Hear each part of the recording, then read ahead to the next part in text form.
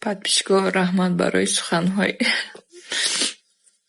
شیرینتون. راستی من سخنهای شما را خونده دارم. رحمت که برای میگه هر بنده ای مومن برای خوشبختی یک کس خرسنده.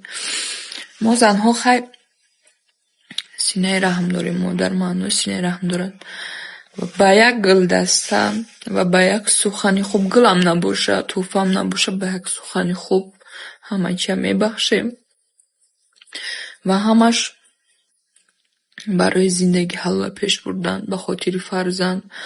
البته که تا وقتی که عشق زنده باشد ما زندگی را دوام میدیم. حضور رحمت، من سخنهای شما را خوانده گیره دارم. خداوند همه وقت زنهای ما خوشبخت باشن. تنها یک سخنهای شما مردها میتونه دل ما را شاد کنه.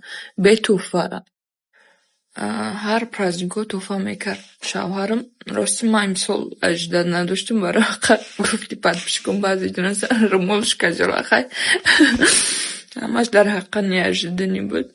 به حد خرسان شدم. نمیدونم دیگه چی بگم. خدا شکر میترسم دیگه چشم بگیره.